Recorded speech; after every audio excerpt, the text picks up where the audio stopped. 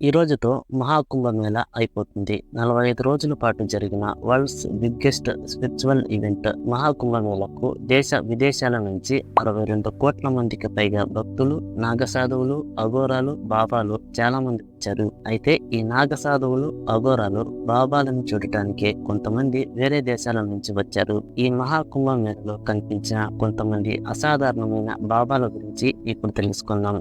Video పూర్తిగా చూడండి, నచ్చితే లైక్ చేయండి. మీలో ఎవరైనా మహాకుంభమేళాకు వెళ్ళారా? వెళ్ళుంటే తప్పకుండా కామెంట్ చేయండి. ఈ ప్రపంచంలో మీరు ఎప్పుడైనా 3.5 ఏళ్ల బాబాని చూసారా? శ్రావణ్ పూరి అనే 3.5 ఏళ్ల బాబా మహాకుంభమేళాకు వచ్చాడు. అక్కడికి వచ్చిన భక్తులు ఈ బాబాని చూసి ఆశ్చర్యపోతున్నారు. ఈ పిల్లవాడితో ఆశీర్వాదం తీసుకుంటున్నారు, సెల్ఫీలు తీసుకుంటున్నారు. ఈ పిల్లవాడి తల్లిదండ్రులు 3 నెలల వయసున్నప్పుడు నాగసాధువుకి అప్పగించారు. నెక్స్ట్ అన్నాజ్ వాలే బాబా. యూపీలోని సోనభద్ర నుండి వచ్చిన ఈ బాబా తన తల మీద గత 5 సంవత్సరాలుగా గోధుమలు, జొన్నలు, శనగలు పెంచుతున్నాడు. ఇలా తల మీద ఎందుకు పెంచుతున్నాడో తెలిస్తే మీరు తప్పకుండా షాక్ అవుతారు. తనని చూసినప్పుడు ప్రతి మనిషికి వ్యవసాయం గుర్తుకు రావాలి, ఒక రైతు గుర్తుకు రావాలి, అడవులు గుర్తుకు రావాలి, పర్యావరణాన్ని ఎలా రక్షించాలో గుర్తుకు రావాలి అని ఇతను తన తల మీద గోధుమలు, జొన్నలు, శనగలు పెంచుతున్నాడు. ఇలాంటి ఆలోచన ఇతనికి ఎలా వచ్చిందో మరి. ఐఐటి బాబా. ఇతను ముంబై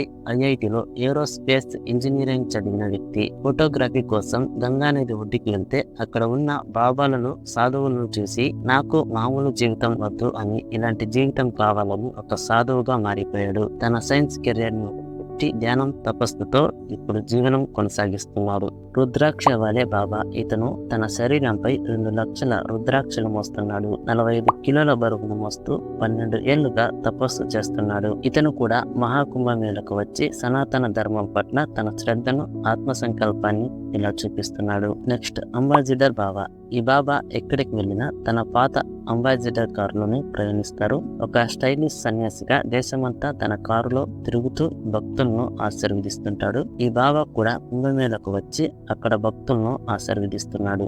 రాధే పూరి బాబా. గత 14 ఏళ్లుగా తన చేతిని పైకి ఎత్తి అలానే ఉంచిన ఈ బాబా హఠయోగం ద్వారా ప్రపంచ హితాన్ని కోరుకుంటున్నారు. ఈ స్థితిలో జీవించడం ఒక అద్భుతమైన ఆధ్యాత్మిక సాధనగా భావిస్తున్నారు. గోవిందర్ బాబా. ఇతను ఏకంగా 1,00,000 కిలోమీటర్లు నడిచాడు. ఎందుకో తెలుసా? 13 మంది చీఫ్ మినిస్టర్స్ కి పిటిషన్ ఇవ్వడానికి. ఈ పిటిషన్ లో ఏముంది అంటే బీడీ కట్టలు ఉంటాయి చూడండి, దాని మీద శివుని బొమ్మలు ప్రింట్ చేస్తున్నారు. ఈ బీడీ కట్టల మీద ఆ మహా పరమశివుడి ఫోటోలు చూసి తట్టుకోలేక 13 మంది చీఫ్ మినిస్టర్స్ కి పిటిషన్ ఇచ్చి బీడీ కట్టల మీద శివుని బొమ్మలు పెట్టి ఎవరైనా అమ్మకాలు చేస్తే వారి మీద పోలీస్ కంప్లైంట్ పెట్టి వారిని శిక్షించండి అని 13 మంది చీఫ్ మినిస్టర్స్ కి ఈయన పిటిషన్ ఇచ్చాడు. బాబా మోక్షపురి. అమెరికా ఆర్మీలో పనిచేసిన ఇతను ఆర్మీ జాబ్ ని వదిలేసి బాబాగా మారిపోయాడు. సనాతన ధర్మం గొప్పతనాన్ని విని తెలుసుకొని ఇప్పుడు సనాతన ధర్మాన్ని ఆలింగనం చేసుకున్నాడు. మహాకుంభమేళాకు వచ్చిన భక్తులు, ఫారినర్స్ అంతా ఈ బాబాల ఆధ్యాత్మిక జీవన శైలి చూసి ఆశ్చర్యపోతున్నారు.